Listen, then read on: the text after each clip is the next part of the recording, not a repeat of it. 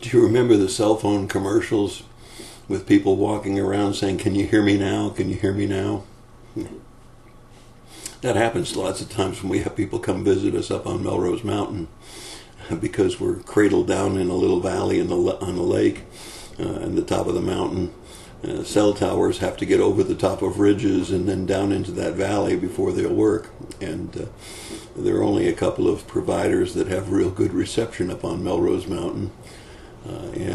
So lots of times we see people that have other than Verizon walking around saying, "Can you hear me now? Can you hear me now?" And some of them even have to go up to the top of our driveway to get reception.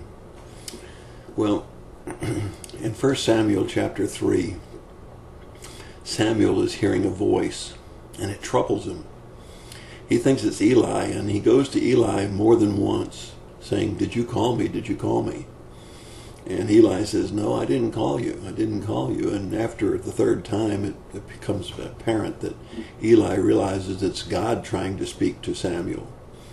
And he gives him good advice. Even though Eli wasn't a great father, he did have some spiritual sense. And he said, "Stay and answer and say, 'Speak, for your servant is listening.'" What great words. So many times God speaks to us, and yet we don't hear him. Oh, it's not because we don't have a good cell tower. It's because we don't want to hear him, or we don't want to tune him in. Sometimes he speaks in a still small voice. Sometimes he speaks to us through his word. Sometimes he speaks to us through his people. Sometimes he speaks to us through circumstances. But many times we just don't listen. And I remember a friend once said, "Be careful, because if you won't listen to God speaking to you through his word, or through circumstances, or the still small voice, he'll speak to you through your enemies." Something to remember. God's going to get his message through to you. He'd like it to be through still small voice or his word, sometimes through his people, sometimes through circumstances, although I think that he tends to try the other methods first. But if we still won't listen, he can speak to us through his enemies, through our enemies. Who would you rather listen to, your friends or your enemies? How often have you not listened to God?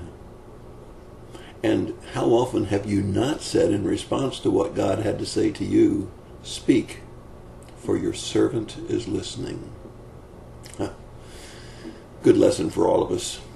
One that I'm going to play 2 days instead of just one. It's going to be the Friday devotion. It's also going to be the Saturday devotion, because I think we have to be careful that not only are we listening so that he doesn't have to speak to us through our enemies, but I think it's important for us to be able to respond back to him, "Speak, for your servant is listening." Can you hear me now? That's your thought for the day. God bless you. Have a great day.